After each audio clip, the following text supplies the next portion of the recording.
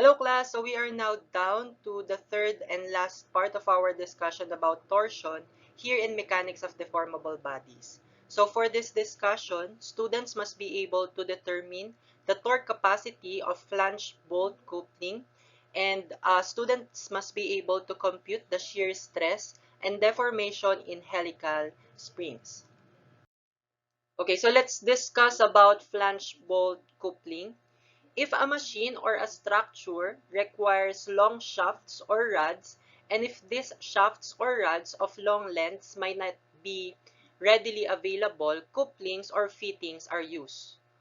Okay, so here are examples of fittings or couplings or flange bolt coupling. Okay, so this is a device used to connect two shafts together at their ends for the purpose of transmitting power. The primary purpose of couplings is to join two pieces of rotating equipment. Okay, so as you can see here in these figures, these are examples of flange bolt coupling. Okay, so here, so these circular discs, so these are the flanges. So we call this as a flange. Okay, and these flanges, they are connected by these bolts or nuts. Okay, so as you can see here, so these are the bolts. Okay, and this class, we call this part as hub. Okay, HUB. And here, we insert here class the shafts, that we want to connect together. Okay, so in shaft connections called flange bolt couplings, the torque is transmitted by the shearing force P created in the bolts that is assumed to be uniformly distributed. Okay, so class, for the shafts that are connected, here in this flange bolt coupling, so what happens is that this flange bolt coupling, okay, it will also experience the torque, okay, that are being um, transmitted by the shafts that are connected to it. Okay, so class, what happens is that this flange bolt coupling, the torque that is transmitted by the shearing force P, it will be created in the bolts. Okay, and this shearing force P, it will be transmitted to each of the bolt, okay, uniformly. Okay. Okay, so let's say we have here the cross-section of a flange bolt coupling. So this flange bolt coupling has these bolts arranged concentrically. So these bolts class, these are arranged in a circular pattern. Okay, so this circular pattern class, okay, so we sometimes call this as bolt circle. Okay, so this bolt circle class, this has radius, and we denote that radius as uppercase R. Okay, so plus for this flange bolt coupling, due to the applied torque or the torque transmitted by the shafts that are connected to it, the bolt shear class, will experience shear stress. Okay, so in that shear stress class, there will be shear force, and that shear force class, we will denote that as P. Okay, so this shear force P class, it will be uniformly distributed in each of these bolts. Okay, so class, we can also determine the torque capacity or the amount of torque that this flange bolt coupling can hold. Okay, so we can use this formula for any number of bolts, and the torque capacity of the coupling is T is equal to P times R times N. Where in T here, so that will be the torque capacity. P will be the shear force. R here class is the radius of the bolt circle. And then N here, this is the number of bolts. Okay, so we can also express shear force in terms of its shear stress. Okay, so we know that for shear force, or for shear stress, the formula is shear force over area. So if you are going to solve for the shear stress, that will just be the shear stress rather times the area, right? So we can express this shear force as area times shear stress. Where in the area here, class, this will be the area of each bolt. Okay, so for let's say for each bolt class, the area is pi over 4d squared. Right? Where in d here, this is the diameter of, of each bolt. Okay, and then we have here this tau. So this is the shear stress. Okay, so we can also use this formula, okay, to solve for the torque capacity. Now, if a coupling has two concentric rows of bolts, the torque capacity is, so class, let's say we have here this flange bolt coupling, and there are two concentric rows of bolts. So let's say for this concentric row of bolts, so let's say this is the outer bolt circle.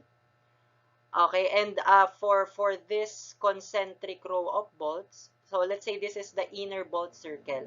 Okay, so for the outer bolt circle class, okay, so there will be a shear force denoted by P sub 1, and then we also have here the radius for that outer bolt circle denoted as R sub 1. That is in uppercase, Okay, and also class for the inner bolt circle, the shear stress, or shear force rather, that is P sub 2. And then the radius class for this inner bolt circle is R sub 2. Okay, so we can solve for the torque capacity of this flange bolt coupling, okay, by this formula. So we are just going to sum up here, no, the torque capacity due to the outer, or in the outer bolt circle, and the torque capacity for the inner bolt circle. No? So that will just be P1 times R1 times N1. That is for the outer bolt circle. Plus P2, R2, N2. No, that will be for the inner bolt circle. Okay. Okay, so for rigid flanges with two concentric rows of bolts, the shear deformations in the bolts are proportional to their radial distances from the shaft axis.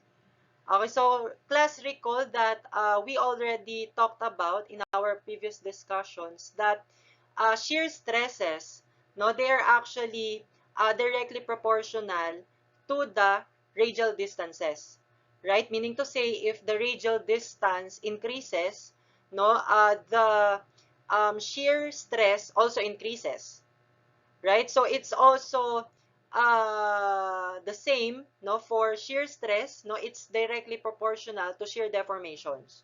So meaning to say, class, shear deformations are also proportional to radial distances. Okay, so therefore, the relationship of the shear strain and radial distances are related by, no, so we have here gamma 1 over R sub 1, wherein these are the shear strain and radius of the outer bolt circle, right? And then, so this will be equal class to gamma 2 over R sub 2, wherein this gamma 2 and R sub 2, these are the shear strain and radius of the inner bolt circle respectively. Okay, so we have this relationship, Okay, again, gamma 1 over R sub 1 is equal to gamma 2 over R2. Okay, so class, using Hooke's law for shear, we know that that is G is equal to tau over gamma. Okay, so class, we can express this gamma 1 in terms of stress. No? So that will be tau over G. Right? So we can rewrite this gamma 1 as tau 1 over G1, wherein tau, this is the shear stress. Okay, so same with gamma 2. Okay, we can express this as tau sub 2 over G sub 2. Okay, so class, also for shear stress, tau 1 and tau 2, okay, so we can also express them as shear force, right? So we can express them as shear force 1 over A sub 1, or area. Okay, and also for the tau 2, no, so we can express this as shear force 2 over area sub 2.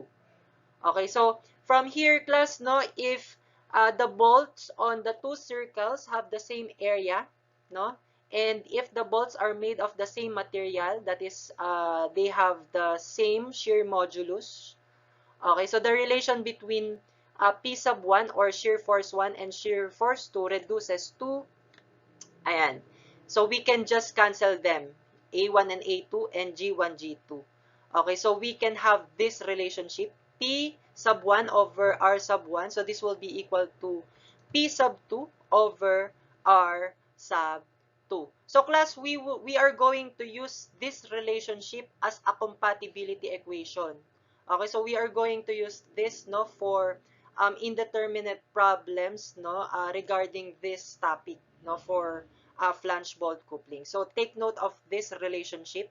P1 over R1 is equal to P2 over R2. So also take note of this relationships, class, kasi we can also apply this, no, if the areas of the two circles, no, they don't have the, or the bolts in the two circles, or the outer and inner circle, they are not the same, no, the bolts are, the bolt area are not the same. Okay, and also for its material, if it's not the same, class, no, we cannot use this. So what we should use is this. Okay, okay, so take note of this compatibility equations, class.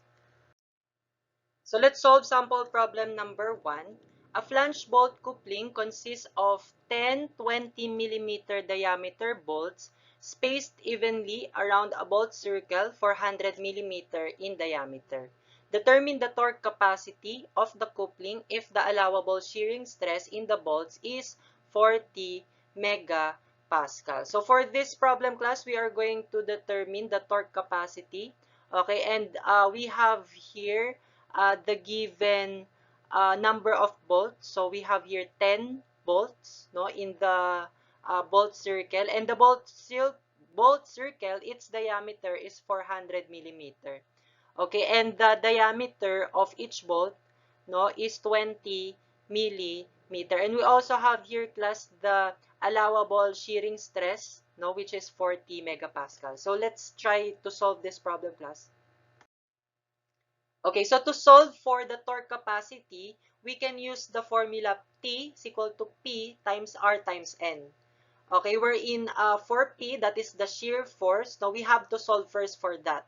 Okay, so to solve for the shear force P, no, we can use the allowable shearing stress given in the problem. So in the problem, the given allowable shearing stress is 40 megapascal.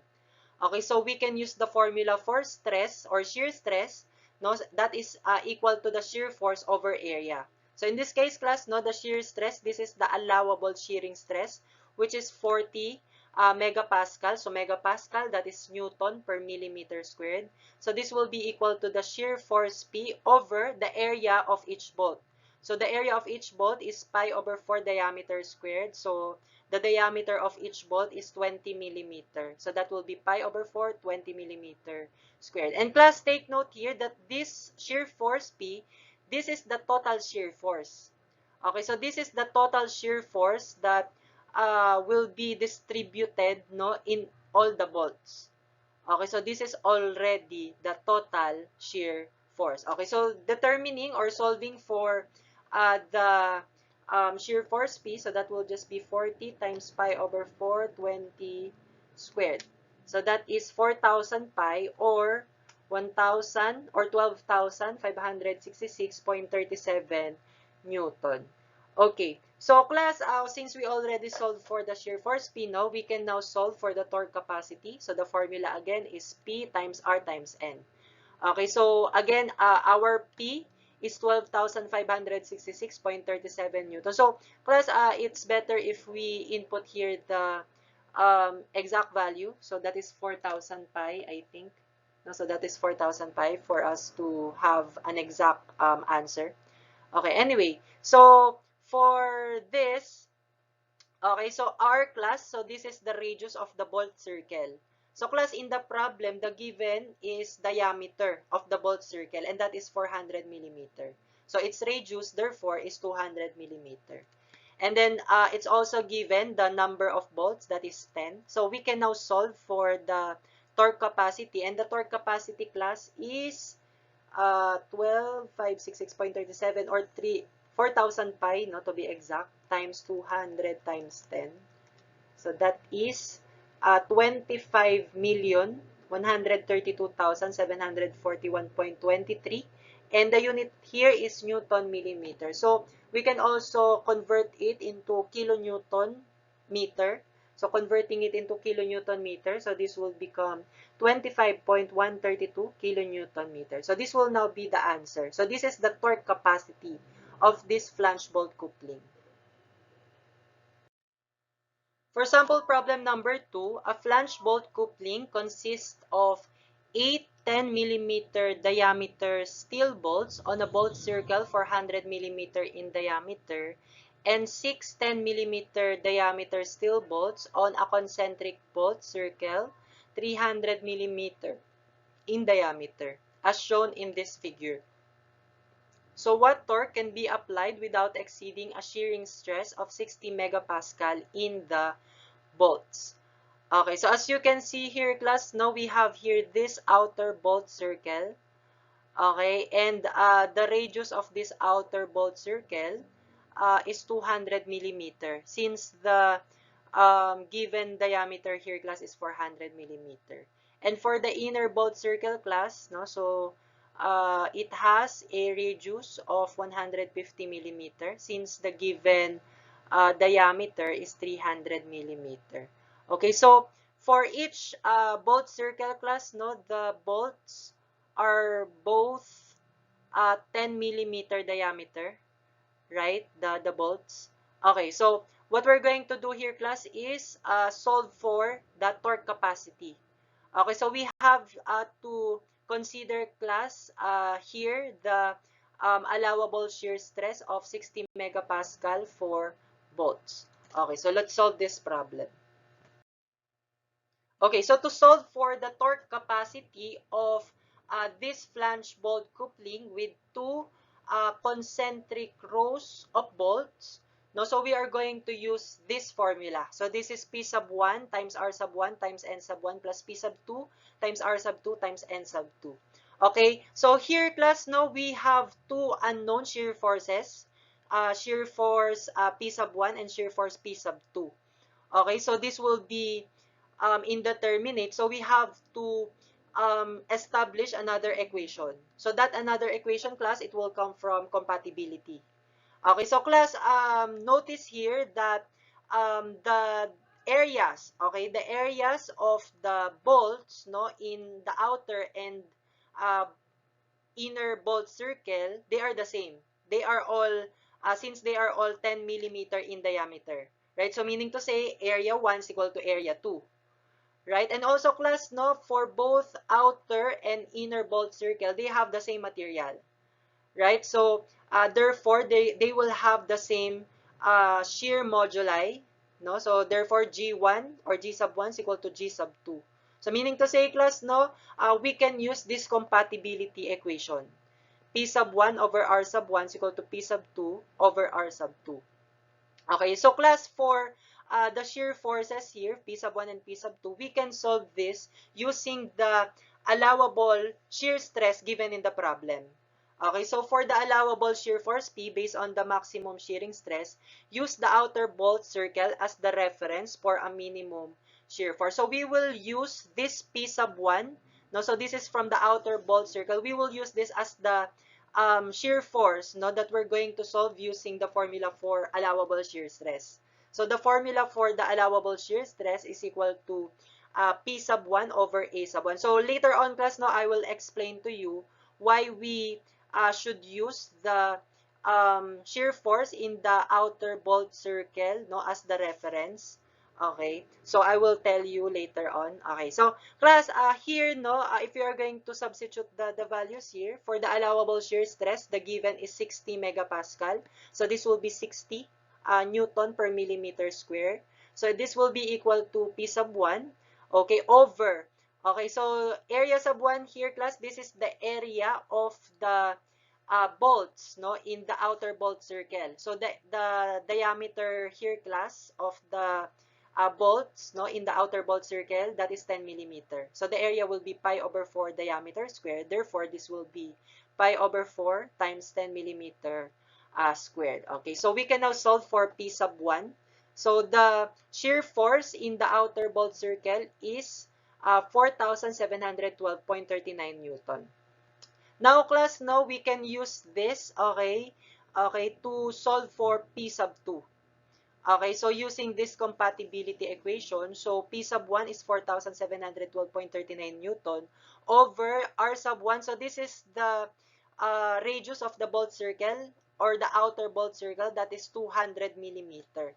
Okay, so this will be equal to P sub 2 over the radius of the inner bolt circle, which is 150 millimeter. And the answer for this class is 3,534.29 Newton. So this will be the shear force, no, that will be distributed in the inner bolt circle.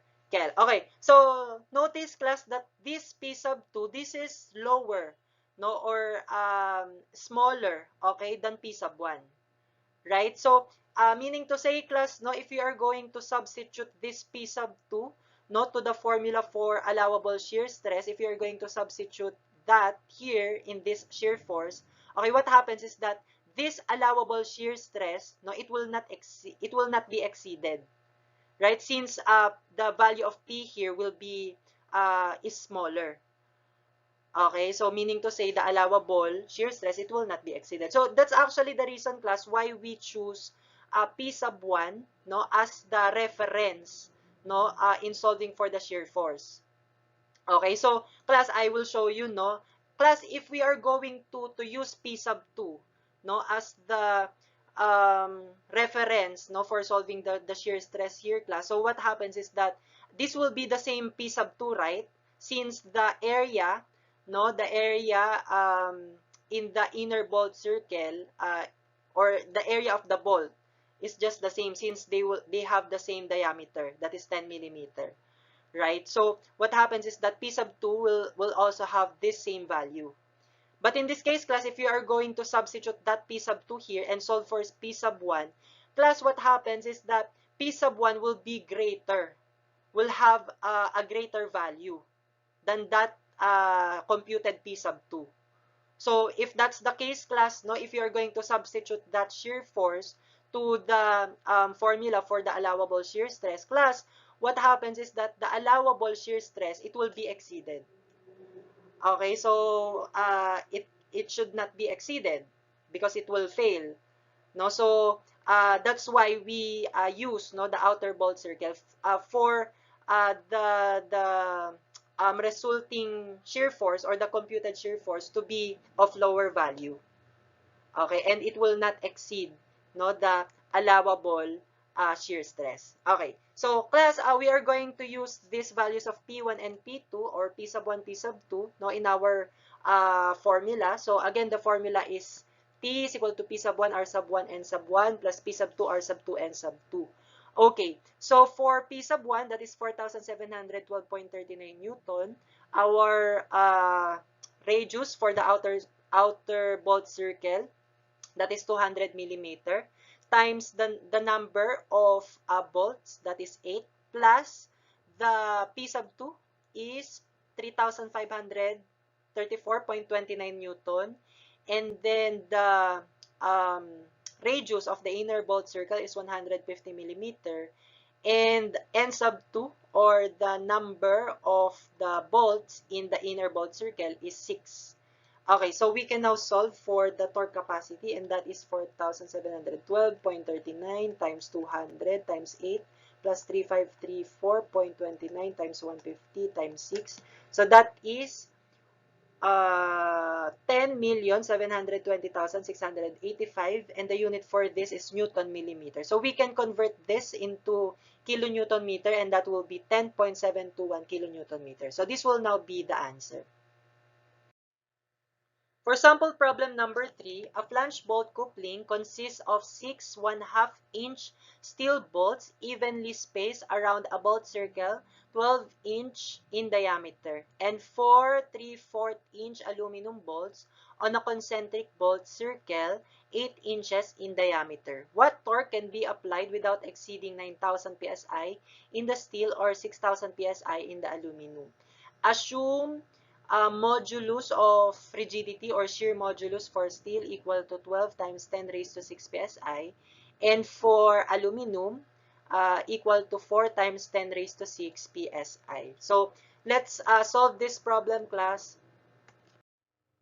Okay, so for this problem, class, the given are 6 1/2 inch steel bolts. No, so the bolt circle diameter is 12 inches. So that is for the outer bolt circle, no? And then for the inner bolt circle, we have 4 3/4 inch aluminum bolts. Okay, and the diameter, okay, of that inner bolt circle is 8 inch or 8 inches. Okay, and class, we also have here allowable shear stresses for steel, that is 9,000 psi, and for the aluminum, that is 6,000 psi. So we also have here this given moduli of rigidity or shear moduli for steel and aluminum. So what we're going to solve here, class, is the torque capacity. Okay, so for the torque capacity of flange bolt couplings with two concentric rows of bolts, so that this will be T is equal to P times R times N for the steel, and then plus P times R times N for the aluminum. Okay, so in this case, class, no, we will express the shear force P, no, for steel and aluminum in terms of its stress, since we have here given stresses. Okay, so class, for the shear force in steel, so this will be expressed as shear stress times area, no, for that steel. And for the aluminum, the shear force will be expressed as shear stress times area for that aluminum. Okay, so from here, class, no, we can substitute the area for the steel and the area for the aluminum. So these are the area of the bolts, no, in that bolt circle. Okay, so for the outer bolt circle, which is for steel, okay, so the diameter of the bolts are 1/2 inch. So that will be 0.5 inches squared. So the area of the bolt, okay, that will be pi over 4 diameter squared. Okay, and then class, for the aluminum, class, no, the diameter of the bolts are 0.75 inch or 3/4. Okay, so that will be pi over 4, 0.75 inch squared. Okay, and for the diameter of the bolt circle for the steel, that is 6 inch, no, since the diameter is 12 inches. Okay, and for the number of bolts in the steel bolt circle, that is 6. Okay, plus, so this will be here. And then for the radius of the bolt circle for aluminum, the radius is 4 inches since the diameter is 8 inches. And then the number of bolts, no, is 4. So this will be 4. So plus, simplifying this, no, so this will be T is equal to 7.0686 tau sub st plus 7.0686 tau sub al. Plus, we cannot substitute directly here the values of the shear stress for steel and aluminum, ha. So we have to consider here, class, no, the compatibility of these shear stresses. So we have to determine first, no, the relationship of these shear stresses using the compatibility. Okay, so for compatibility, class, so we have different areas here, class, no, for the bolts in the outer and inner bolt circle, and we also have different shear moduli, no, for each bolt circle. So therefore, the compatibility equation that we're going to use is this. So this is tau sub st over g sub st times r sub st is equal to tau sub al over g sub al times r sub al. Okay, so in this case, class, no, we can substitute the values for the modulus of rigidity or shear modulus and the radius of bolt circles. Okay, for steel and for aluminum. So we just substitute the values here, class, no, for the steel. So this is the shear modulus, 12 times 10 raised to 6 psi. And then the radius of the bolt circle for that is 6 inch. So this will be equal to the tau sub AL over the shear modulus of aluminum, that is 4 times 10 raised to 6 psi, times the radius of the bolt circle for aluminum, that is 4 inches. So we can generate the relationship of the shear stress for steel and shear stress for the aluminum here. So therefore, the shear stress for steel is equal to 4.5 shear stress of aluminum. Okay, so the same way, no, the shear stress of the aluminum, that is equal to 0.22222 shear stress of steel. So we are going to use these equations and this equation, no, to solve for the torque capacity. Okay, so class, solving for equation 1 and equation 2a. Okay, so solving this class, no, so we just substitute here this value of shear stress ST, no, to this, no, so substituting this here. Okay, so for the shear stress of steel, that is 4.5 shear stress of aluminum. Okay, so from here, no, we can solve for the torque capacity. No, we are just going to substitute the given shear stress for aluminum, which is 6,000 psi. So we just substitute that here. So this will be 6,000 pound per inch squared, or psi, and also here. So this is 6,000 psi also. So here, class, no, solving this. So this will give us 233,263.8 pound inch. Okay, so plus this is using this relationship. Now, if you are going to solve the torque capacity using equation 2.b, okay, so let's substitute the value. So this will become T is equal to 7.0686 tau sub ST plus 7.0686. So we will substitute this, no, with 0.2222 tau sub ST. Now, here, class, we are going to substitute the allowable shear stress given in the problem, and that is 9,000 psi. So we just substitute that here.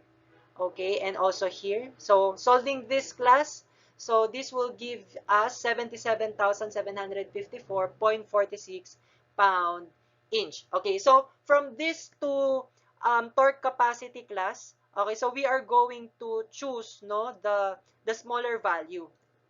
Okay, so therefore, class, no, the torque capacity that we are solving here is 77,754.46 pound inch.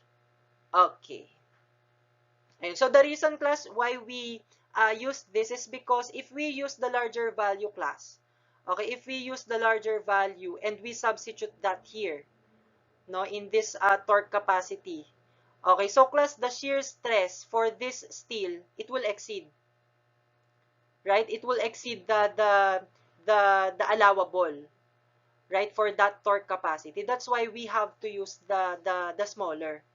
Okay, so if we use this smaller torque capacity, class, here in this equation and solve for the shear stress, so it's okay because it will not exceed the allowable, which is 6,000. Okay, that's why we use the smaller value here, class, of the torque capacity. Okay, so this will now be the answer for this. Okay, so let's proceed now to helical springs. Helical spring is a wire of round rod of diameter D wound into a helix of mean radius R. So this is an example of helical spring. So, class, helical springs, they are widely used in several fields of engineering. Like in structural engineering, helical springs can be used as a structural support. No, for machines naman with clutches and brakes, they can be used to apply forces and control motion. Okay, as in the case of a spring balance, helical springs, they can be used to measure forces. No, and for vehicles and machine foundations, okay, helical springs, it can be used to reduce the effect of shocks and vibrations. So as you can see, class, no, there are a lot of uses of helical springs, no, in engineering. Okay, so let's say, class, no, for this helical spring, okay, so class, the rod of helical spring, no, the cross section is round or circular. Okay, so we are going to use lowercase d, no, as the notation for the diameter of this rod, okay, of the cross section, okay, of this rod. And then for the radius of the helix, okay, this is the mean radius, no? So class, we are going to denote this as uppercase R. Okay, and if the for diameter naman, no, for the diameter of the helix, we are going to denote that as uppercase D. No, and for the, let's say, for the radius of the circular cross section of the rod, okay, we're going to denote that as lowercase r. Okay, so that's our notations, class, ha, for this topic, no, for helical springs. Okay, so when a closed coiled helical spring with n number of turns is subjected to an axial load P, produces the following stresses and deformation. So these are the formulas, no, that we are going to use here. So for the stress, no, or for the shear stress in helical springs, no, so this is given by 16 PR over pi d cube times 1 plus d over p r. Okay, and this formula, class, is for light spring. And then, class, the deformation, class, this is delta equal to 64 PR cube n over g times d to the fourth. Wherein p here, class, that is the shear force. Okay, r here is the radius of the helix. So that is uppercase r, ha. That is the radius of the helix. And then d here, this is the diameter of the circular cross section of the rod. Okay, and then n here, class, so this is the number of turns. Okay, that is the number of turns of the helical spring. And then g here, class, this is the um, shear modulus, no, of the helical spring. So we are going to derive these formulas, class, ha, in the succeeding slides. Okay, so for the maximum shear stress in this helical spring due to the applied load P, okay, so it will occur here in this section. Okay, so this is the portion in this helical spring, okay, that will experience the maximum shear stress. Okay, so to show you, class, no, what happens at this section upon application of this load P. So let's say we transfer, no, this load P, no, at this section. Okay, so of course, upon transferring this force P here, no, at this section, it will change the system. Okay, so to keep the system unchanged, now we have to add another force, no, that is equal in magnitude, that is opposite in direction, and that is collinear, no, to this force P. So we are going to add here this force P. So this is equal in magnitude, this is opposite in direction, and this is collinear to this force P that we transferred. So this will, this will negate, no, this force P that we added nga, no, or transferred, no, just to keep the system unchanged. Okay, now, class, notice here that this force P and then this force P, it will create a couple, right? It will create a couple. Okay, so it will rotate this way. Okay, so this couple, class, no, will have, or this section, no, will have a twisting effect, no, due to this couple or torque. Okay, so the magnitude of this couple, class, is just P times their distance, the distance of these two force P. Okay, so this is actually the radius of the helix. Okay, so class, to show you, no, the cross section here, no, so this is what happens, no, in this cross section. So this is a circular cross section here. Okay, so this section, class, no, it will have a shear force P here and a torque here. Okay, so meaning to say, class, no, this section will be subjected to direct shear stress, no, due to this shear force P, and it will also be subjected to torsional shear stress due to this torque T. Okay, so therefore, class, the maximum shearing stress is the sum of the direct shearing stress, that is tau sub 1 is equal to P over A, and the torsional shearing stress, tau sub 2 is equal to T rho over J, with T is equal to P times R. So that will be the magnitude of this torque T. So that's just the formula for couple or moment. No, that will just be P times this distance, which is the radius of the helix. Okay, so for the maximum shear stress class, we just combine the effect of this shear force P and torque of this torque T. So that will just be P over A plus T rho over J. Okay, so plus for the maximum torsional shear stress, so the radial distance should be the radius of the cross section. So we substitute R here for rho. Okay, and for the area class, so this will be the area of the cross section, that will be pi over 4 d squared. Okay, and then for J, this is the polar moment of inertia, so this is just pi over 32 d to the fourth. Okay, so from here, class, now we can simplify this further. So this will become 4p over pi d squared plus, and then this becomes 32t. And then this radius, we know that this is also d over 2, right? So this will become d over 2 over pi d to the fourth. Okay, so from here, class, this t, okay, so we know that it is also equal to PR. Okay, so this is the magnitude of the of this torque. Okay, and then for this d, okay, so this will be cancelled, no? And then d to the fourth here will become d cubed. And then this is 32 divided 2. That's why it became 16 here. Okay, so class, from here, we can now generate the formula that I've introduced to you in the previous slide. So we just factored out this 16pr over pi d cubed here, and then this will become multiplied by 1. 1 here is this term, plus this term, class, is d over 4r. Okay, so this formula, class, this is for light springs. Okay, so this formula neglects the curvature of the spring. This is used for light spring where the ratio d over 4r is small. Okay, so class, you can memorize this formula, or I suggest, class, you remember this. You remember that the maximum shear stress in a helical spring, class, it will just be the combined shear stresses due to the shear force P and torque T. Okay, so I suggest you just remember this, just in case that you forget this formula, at least you know how you're going to solve it or derive that formula. Okay.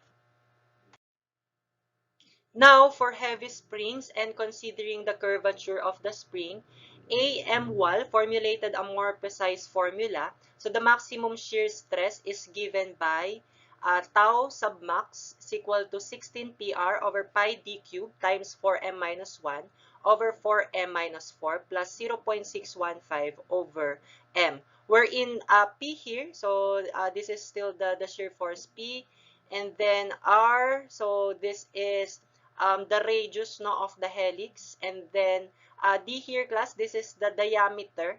Okay, so this is the diameter of the rod in the helical spring. And then M here, class, so this is called the spring index. Okay, so this is given by this formula, 2R over D. Okay, where in R here, this is the radius of the helix. So it can also be uppercase d over lowercase d. So this d, so this is the diameter. We know that 2r, that is actually the diameter, right? So this is the diameter of the helix. Okay, and also, class, 4m minus 1 over 4m minus 4. So this is also called the wall factor. Okay, so class, this formula, again, this is for heavy spring, The formula that we discussed in the previous slide, that is for light spring. Okay, so as you can notice here, class, they have the same term. They have this same term, right? They both have 16pr over pi d cubed, but they are different now when it comes to this term. Ayan. However, class, we will not be able to derive this formula because this is an empirical formula, meaning this is derived from experiments done by A.M. Wall. Okay, so you have to memorize this formula. So this is for heavy springs.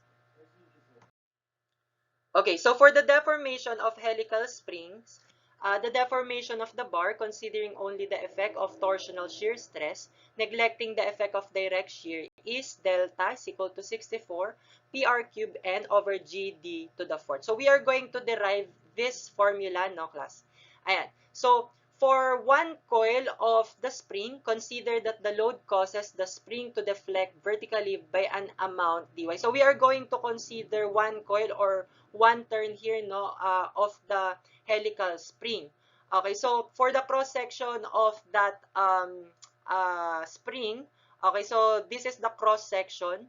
Okay, and we know that the cross section class, it will be subjected by torque T and shear force P. But in this case class, no, for deformation, we are going to neglect, no, the effect of this shear force P. So we are going to consider only the effect of the torque. And we know that due to this torque, this cross section, it will be twisted by an angle theta. Okay, and class, the deformation here class, no, this spring or the spring class, no, will deflect vertically by this amount dy. Okay, so there will be a triangle, no, that will be formed here. So this will be the triangle. Okay, so this dy, so this denotes the vertical deflection, no, of the spring. Okay, and then this theta, this is the twisting due to the torque. And then this r, so this is actually the radius.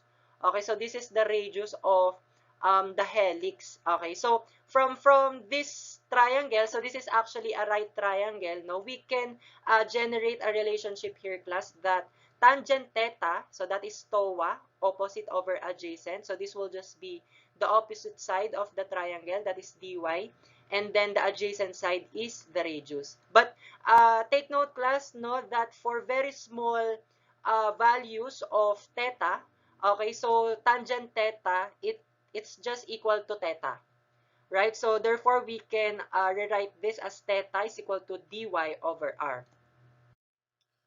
The angle of twist of one coil due to torque T, we know that the formula for this is theta is equal to TL over JG. Okay, and we also know already, no, the equivalent of theta, that is dy over r. So we just substitute that here.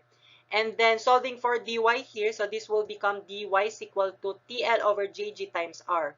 Where in T, we know that the value of T class is P times R, right? And then class, we are considering here one coil. Class, one coil is one turn. Okay, so this length class, no, will just be the length of that circle. Okay, of that turn, which is the circumference of a circle. Okay, and the circumference class of a circle, that is 2 pi r. So it should be ano ha, the radius of the helix, no, 2 pi r. And then for the polar moment of inertia, this will be the polar moment of inertia of the circular cross section. So this will be pi over 32 d to the fourth. Okay, so from here, class, now we can substitute these values. So for L, that is 2 pi r. And then for the polar moment of inertia, that is pi over 32 d to the fourth. Okay, so simplifying this, class, no? So what happens here is that this 32 will be transferred, no, to the numerator. So that will be 32 times 2, that is 64. And then we have here P, and then R times R times R, so that will be R cubed. And then this pi, no, so this will be cancelled, and this pi. Okay, so what will remain here, class, will be 64 PR cubed over GD to the fourth. Plus, this is just the deflection or the deformation, no, for one coil. Okay, so for the total deformation, class, it will just be multiplied, no, by the number of turns. Okay, by the number of turns of the helical spring. So therefore, class, no, for the total deformation, that will be delta is equal to 64 PR cubed times N. Okay, over GD to the fourth. Okay, so this is the formula, class. Okay, that or for the deformation in helical spring. So we just derived it here. Okay, so okay.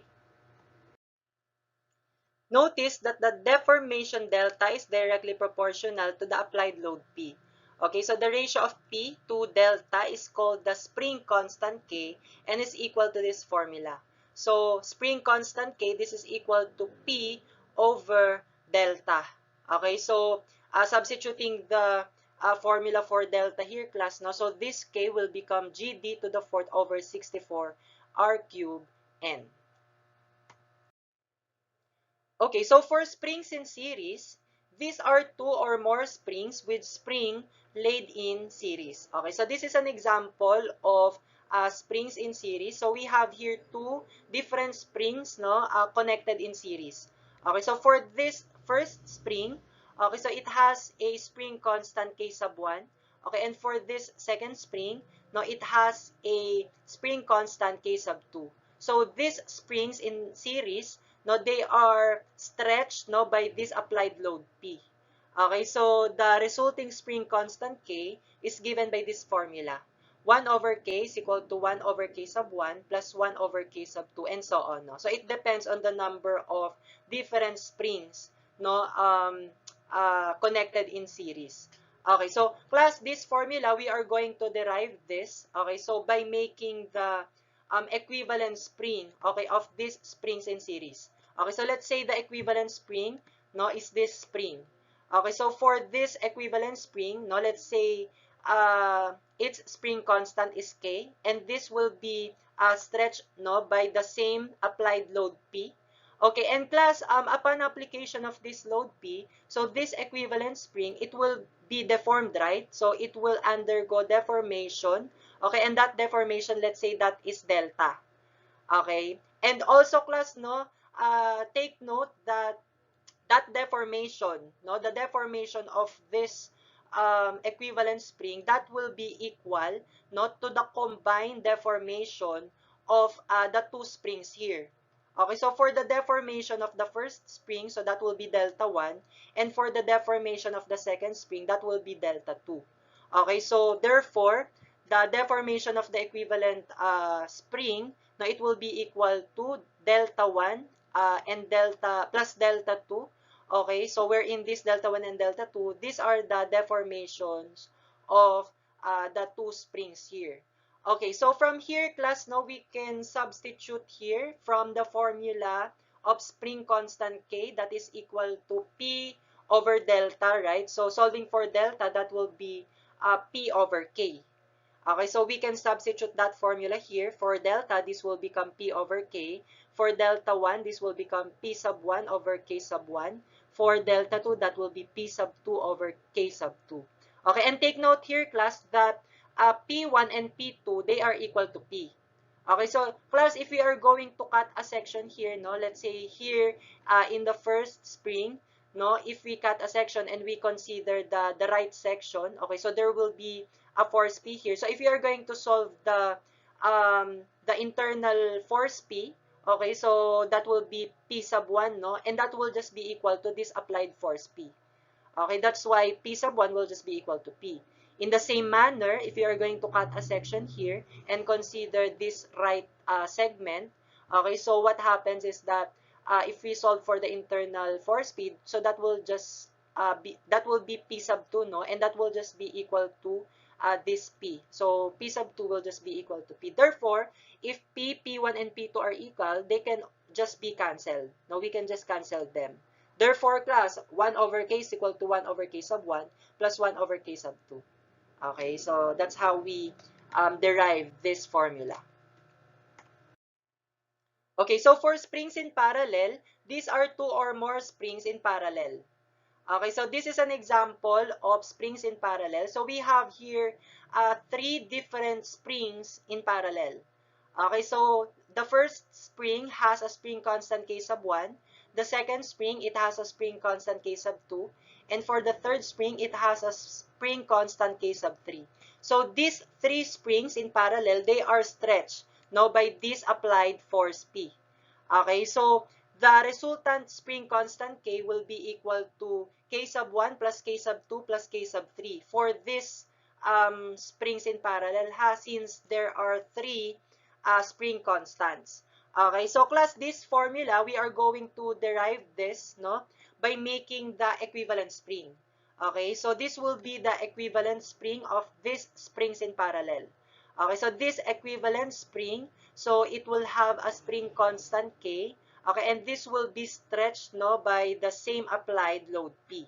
Okay, so here class, no, observe that upon application of this load P, so the deformation of all the springs will just be equal.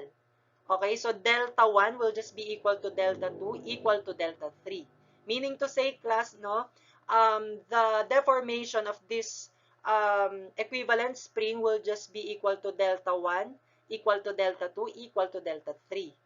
Okay, so class, here, no, if you are going to cut a section here, okay, and we are going to consider the right segment.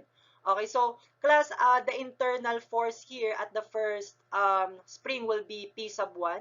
For the second spring, that will be P sub 2. And for the third spring, that will be P sub 3. And using equilibrium equation, class, so P will just be equal to P1 plus P2 plus P3.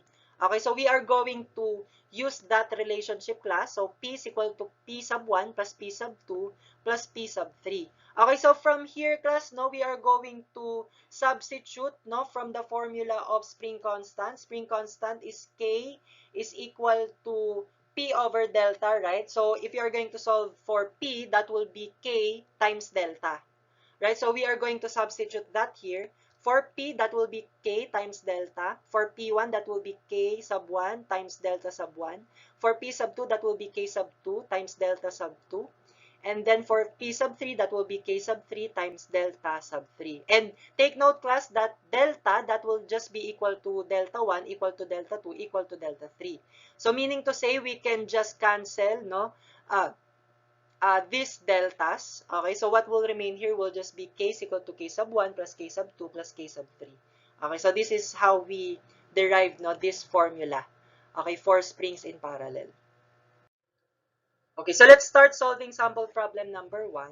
Determine the maximum shear stress and elongation in a helical steel spring composed of 20 turns of 20 mm diameter wire on a mean radius of 90 mm when the spring is supporting a load of 1.5 kN. Assume a heavy spring. Use modulus of rigidity or shear modulus equal to 83 gigapascal. So let's solve this problem.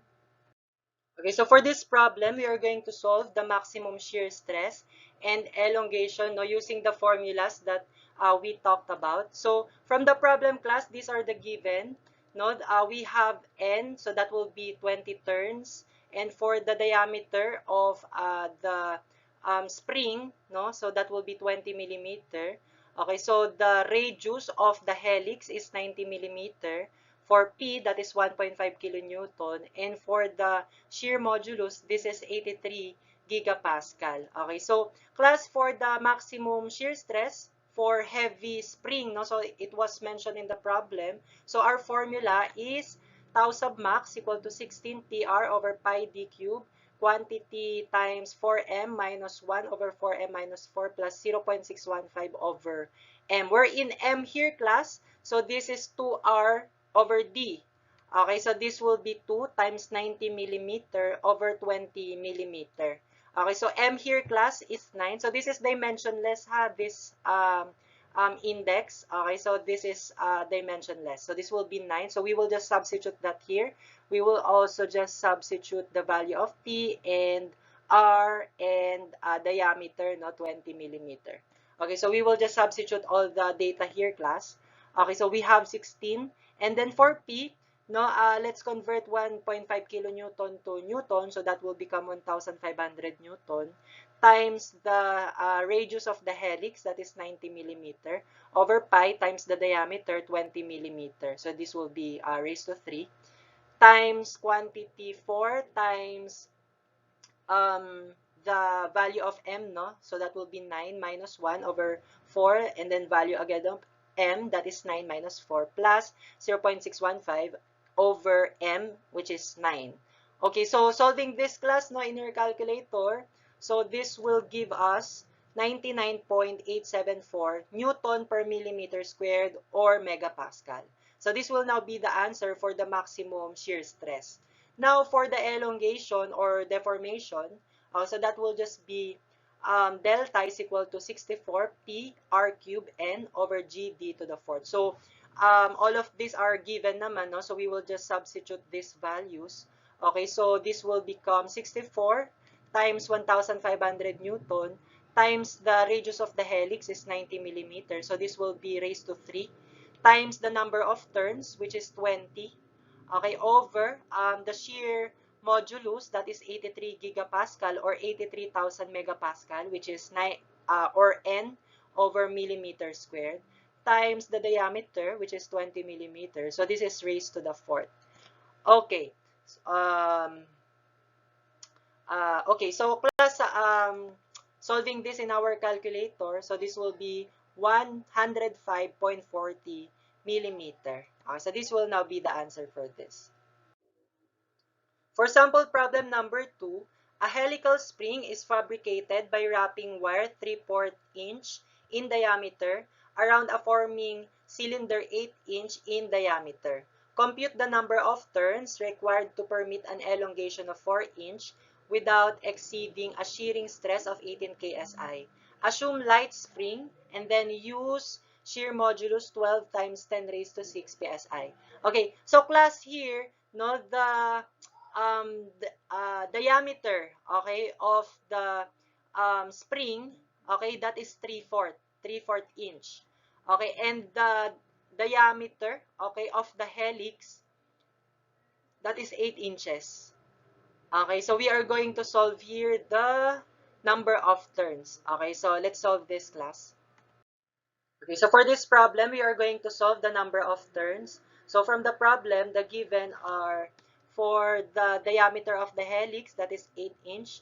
For the diameter of the spring, that is 3/4 inch. For the deformation, no, that will be 4 inch. And then for the tau submax or the maximum shear stress, no, so this is 18 KSI. And for the shear modulus, okay, so this is 12 times 10 raised to 6 PSI. Okay, so to solve this, class, no, we can use the formula for deformation since in the formula for deformation, there is n there and here, right? So there is n here. So this is what we're going to solve. Okay, so class, delta is given, right? So that is 4 inch. R is also given, no, since we have here the diameter of the helix. Therefore, the radius of the helix is just 4 inches, right? And then G, it's also given in the problem. D, this is also given in the problem. So we need to solve first for P. Okay, so we can solve for this P using the maximum shear stress given, no? Okay, so class, for the maximum shear stress for light spring, okay, so it's also mentioned in the problem that we are going to assume light spring, ha? So for the maximum shear stress, this will be equal to 16 PR over pi d cubed times 1 plus d over 4r. So we can solve for p here, no, since tau sub max this is given. So let's just substitute the values here. So for tau sub max, this is 18 kips per inches squared, no, since this is KSI. So this will be equal to 16. So P is unknown. And then R, so this is the radius of the helix, which is 4 inch. Okay, over pi, the diameter of the spring is 3/4 or 0.75, no? 0.75 inch. So this will be raised to 3. And then 1 plus D, again, that is 0.75 inch, over 4 times the radius of the helix, again, that is 4 inch. Okay, so from here, class, we can already solve for P. So the value of P here is 0.35607. And the unit for this, class, is kips since we use kips per inches squared here. No? So this is in kips. So converting it into pounds, no? So this will be 356.07 pound. Okay, so since we already solved for P, no, we can now use this formula, class, no, to solve for the number of turns. Okay, so substituting the values here for the delta, that is 4 inch. No, so that's the given. Then 64P. Our P here is 356.07 pound. For R, that is the radius of the helix, that is 4 inch. So this is raised to 3. and then N, so this is the unknown, over G. Our G is 12 times 10 raised to 6 PSI, so that will be pound per inch squared. Okay, so we have to be consistent with our units here. So all of the units here should be in pound and inch. And then for the diameter, okay, of the spring, that is 0.75 inches. So that is raised to the fourth power. Okay, so from here, class, we can already solve for the number of turns n. Okay, and the answer here is 10.41. Okay, so class, since we are talking about number of turns here, no, so it should be whole number. Okay, so what we're going to do here, class, we have to round down. No, we have to round this down. So instead of 10.41, no, it should be 10 turns. Okay, so class, we cannot we cannot round up here. Why? Because it will exceed the allowable elongation. Okay, so imagine class that if we round this up, let's say instead of 10.41, we use 11. Now class, if you are going to substitute that back here, okay, to this formula, okay, let's say n is 11. What happens is that it will exceed this allowable deformation, which is 4 inch, right? So instead of rounding this up, no, it should be round down. Okay, so this should be 10, so that if we will substitute that here, no, in this end, no, so this 4 inches, it will not be exceeded, right? Okay, so this will now be the answer. So the answer is 10 turns. For sample problem number 3, two steel springs arranged in series as shown in the figure supports a load P. Okay, so the upper spring has 12 turns of 25 millimeter diameter wire on a mean radius of 100 millimeter. So this is the radius of the helix, 100 millimeter. Okay, so the lower spring consists of 10 turns of 20 millimeter diameter wire on a mean radius of 75 millimeter. If the maximum shearing stress in either spring must not exceed 200 megapascal, compute the maximum value of P and the total elongation of the assembly. Assume heavy spring. Use shear modulus equal to 83 gigapascal. Compute the equivalent spring constant by dividing the load by the total elongation. Okay, so let's solve this problem. Okay, so for this problem, we are going to solve the maximum value of P, total elongation, and equivalent spring constant. Okay, so we have here this given. For upper spring, the number of turns is 12. The diameter of the wire is 25 millimeter, and the radius of the helix is 100 millimeter. For the lower spring, the number of turns is 10. The diameter of the wire is 20 millimeter, and the radius of the helix is 75 millimeter. So, the allowable shear stress, no, for either of these two springs, no, so this is equal to 200 megapascal. And the modulus of rigidity or shear modulus is 83 gigapascal. Okay, so class, for this problem, no, to solve for the maximum value of P, no, we are going to solve, no, the this P using the formula for maximum shear stress. Okay, so we are going to compute the maximum or the load P, no, based on the maximum shear stress of the upper spring and also for the lower spring. Okay, so for the maximum value of P from the maximum shear stress for heavy spring, for the upper spring class, no, so this is the formula that we're going to use. So for the maximum shear stress, that is 200 megapascal, no? And class, M here, okay, so M here, this is 2R over D. So this will just be 2 times the radius of the helix, which is 100, over the diameter of the wire, which is 25 millimeter. So the M here, class, no, for the upper spring is 8. So we will just substitute that to the formula. So class, our maximum shear stress, that is 200 megapascal. So this will be Newton per millimeter squared, So this will be equal to 16 times P. So P is unknown. And then the radius of the helix is 100 millimeter over pi. And then the diameter of the wire is 25 millimeter. So this is raised to 3 times 4 times m, which is 8, minus 4 times 8, that is m ha, minus 4 plus 0.615 over m, which is 8 again. Okay, so from here, the only unknown class is p. So solving for p, this is 5,182.29 Newton. So this is the maximum value of p, no, for the upper spring. Okay, now for the maximum value of p, no, for the lower spring. Okay, so our m here, class, is 2r over d. So the radius of the helix for the lower spring is 75 millimeter, and the diameter of the wire is 20 millimeter. So the value of m here is 7.5. So we will just substitute this value and the given for lower spring, no, in our formula. So the maximum shear stress, that is the same, 200 megapascal, and equal to 16. P is unknown. The radius of the helix is 75 millimeter over pi. The diameter of the wire is 20 millimeter. So this is raised to 3 times, we just substitute the value of m here, which is 7.5. So this will become 4 times 7.5 minus 1 over 4 times 7.5 minus 4 plus 0.615 over 7.5.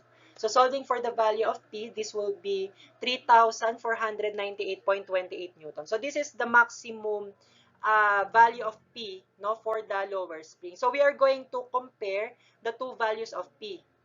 Okay, so what will be the maximum allowable P, no, that can be applied here? No, so of course we are going to use the lower value. Okay, so this is for this P, no, to not exceed, no, the maximum shear stress. Because, class, if we are going to use this P, let's say we substitute this P here.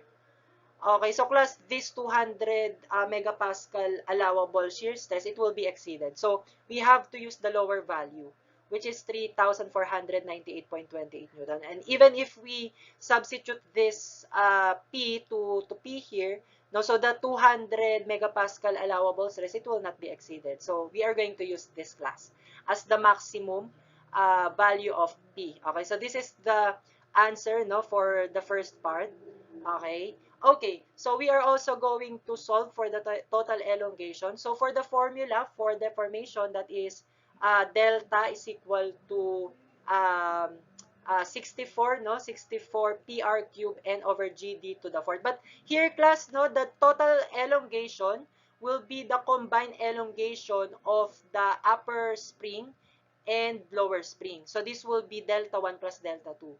Delta 1, this will be the elongation for the upper spring, and for the delta 2, this is the deformation for the lower spring. So this will be the formula, class, for deformation. Okay, so in this case, class, the P that we're going to use here is the this maximum value, which is 3,498.28 Newton. And for R, that is the radius of the helix for the upper spring, which is 100 millimeter. So this is raised to 3. And the number of turns here, class, is 12 for upper spring over G. Our G is 83,000 megapascal, no? So that will be Newton per millimeter squared, times the diameter of the upper spring, or the diameter of the wire of the upper spring, that is 25 millimeters. So this is raised to the fourth power, no?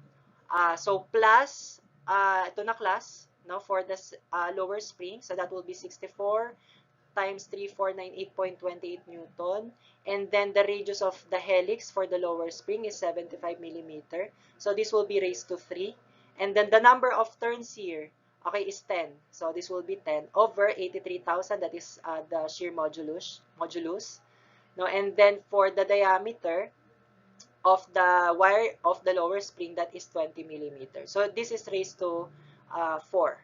Okay, so computing this, class, no, the delta, okay, for the upper spring, okay, the deformation for the upper spring is 82.866. For the lower spring, the deformation is 71.125. So combining them, class, no, so the total deformation or elongation is equal to 153.99 millimeter. So this will now be the answer for this. Now, for the equivalent spring constant, no, we are just going to use our formula. So for the equivalent constant, this will be equal to P over delta, no? So P, this will be the maximum value of P. And then delta, okay, so this is the total elongation or deformation. So substituting the values here, for P, 3,498.28 Newton. And for delta, that is 153.99 millimeter. Okay, so the answer for this class is 22.72 Newton per millimeter. So this is the unit for spring constant, Newton per millimeter, pound per inch. No? So since this is force over deformation. Okay, so this will be the spring constant already. Class, take note class here or observe here. Okay, that for delta, no, this has um, a high value of of deformation because class this is a spring. Okay, so if you're going to compare this with the deformation in axial forces, no, uh, this is higher, no, far higher, no, than the deformation, no, for axial forces because this is spring nga, no, so it will really have a large deformation, and it is designed for that, okay, to be um, to have a large deformation. Okay. For sample problem number 4, a rigid bar pinned at O is supported by two identical springs as shown in the figure. Okay, so this is the rigid bar. Rigid, it will meaning it will not deform. Okay, and it is supported by these springs. So these two springs, class, they are identical, no, as mentioned in the problem. Okay, so each spring consists of 20 turns of 3/4 inch diameter wire having a mean diameter of 6 inch. So this is the diameter of the helix, 6 inch. Determine the maximum load W that may be supported if the shearing stress in the springs is limited to 20 kSI. Assume light spring. So we are going to solve for this W, no, or applied load W. Okay, so we are going to solve for its maximum value. Okay, so let's solve this problem, class. Okay, so for this problem, we are going to solve the maximum load W. Okay, so this is the maximum load W, ha? And it will be carried, no, by this rigid bar. Okay, so from the problem, here are the given. For both springs, since they are identical, class, no, so they will have the same given. Okay, so for the number of turns, this is 20. For the diameter of the wires of each spring, they are both 3/4 inch, and the diameter of the helix, they are both 6 inches. And for the maximum shear stress, no, for both spring, they are both 20 KSI. Okay, so class, to solve, no, for the maximum load W here, no, we have to draw first the free body diagram of this rigid bar. Okay, so drawing the free body diagram of this rigid bar, plus this rigid bar, this is supported by these two springs. Okay, and this is also supported by a hinge, no, at point O. Okay, so this is the load W. Okay, so class, upon application of this load W, so this rigid bar, no, what happens is that it will tilt. Okay, it will tilt in the direction of the applied W. So it will tilt this way. Okay, so this portion, okay, of the rigid bar, it will go down, right? While this portion of the rigid bar, it will go up, right? So it will tilt, class. It will tilt, no? So class, here, no, for this spring support, okay, so for this spring support, class, since it will go down, class, no? So what happens is that the support reaction, no, that it will provide will be tension. Right? So there will be a tension force P sub 2 here. And for this spring, class, since the rigid bar here will go up, so this spring support, it will be compressed. It will be compressed. No, so there will be a compressive reaction force here, class. So this will be P sub 1. Okay? So here, class, no, if we are going to generate an equation from equilibrium, okay, we can take moment about point O. So taking moment about point O and assuming clockwise rotations as positive, okay, so For P1 class, its moment about point O will be P sub 1 times 2 feet. Okay, and its rotation class will be counterclockwise, so that will be negative. Okay, so that's why it's negative P sub 1 times 2 here. And for this P sub 2, its moment will be P sub 2 times 4 feet. No? And its rotation will be counterclockwise. So it's also negative here. Now for W, its moment about point O will be W times its moment arm, which is 4 plus 3, that is 7, no? Okay, so its moment will be W times 7, and its rotation will be clockwise about point O. So that's why it's positive here. So this will be equal to 0 since this is in equilibrium. Okay, plus for the values of this P class, no, so we can solve this using the given maximum shear stress. Okay, so there's a given maximum shear stress that is 20 KSI, no? That is for both springs.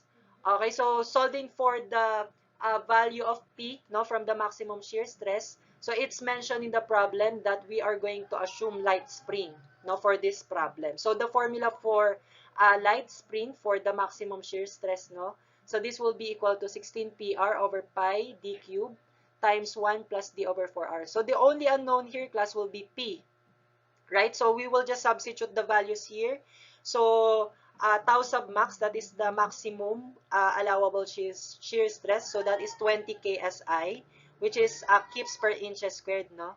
And then 16P, and R here, class, is the radius of the helix.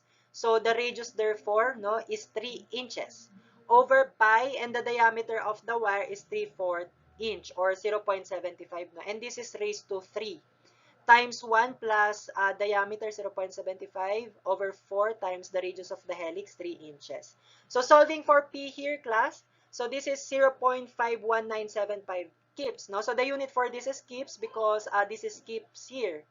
Okay, so class, converting it into pound, so the maximum value of P is 519.75 pound. Okay, so both of this P1 and P2, okay, they should not exceed this value of P, no? So that this allowable given shear stress, okay, it will not be exceeded. Okay, so class, from compatibility, now we are going to derive here, no, the relationship of P1 and P2.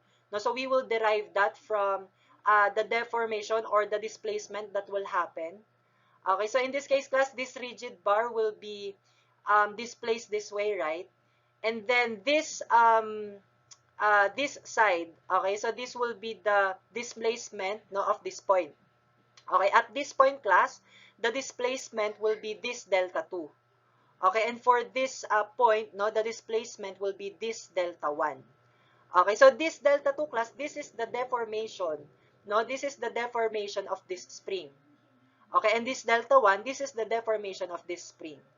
Okay, so class, as you can see here, since this is rigid, okay, so this is still a straight line, no? So class, what happens is that we can use, no, the triangle here, this triangle form here and this triangle. So we can apply the concept of proportions, no, for triangle here.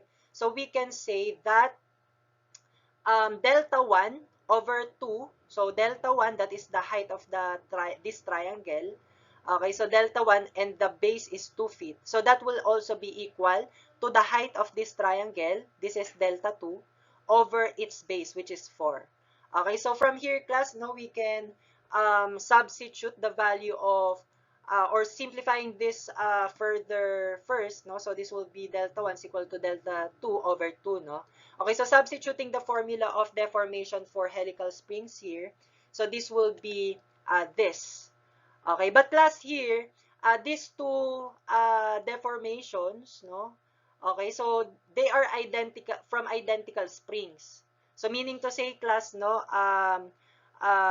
R and G d to the fourth, they are the same. So they will just be canceled, right? For both sides, they are just the same. So what will remain here, class, okay, will just be P1, that is the P here, no? And this will be equal to 1/2 of P sub 2. Okay, so in this case, class, no, we can say that for P1 and P2, no, the P that will have a larger value will be P2. Okay, it will be greater than P1 since this is P1 is equal to P2 over 2. Okay, so P2 will be greater than P1. Therefore, class, no, the critical, okay, the critical spring is the one subjected to tension. Okay, so the critical here, class, is P sub 2. Therefore, we are going to use this maximum P, 519.75 pound, as the P sub 2. Okay, so substituting this P sub 2 to this equation, okay, so we are going to solve for P sub 1. Okay, so solving for P sub 1, that will just be 519.75 over 2. And that will be 259.875 pound. Okay, so for this P1 and P2 class, no, we can now substitute this to this equation to solve for W. Okay, so substituting the values of P1 and P2, so this will be negative 259.875 times 2 minus 519.75 times 4 plus W times 7 is equal to 0. So solving for W class, so this will be 371.25 pounds. So this will now be the answer. So this is the maximum load W, no, that this rigid bar, no, can carry without exceeding the maximum shear stress for these springs. So this is now the answer.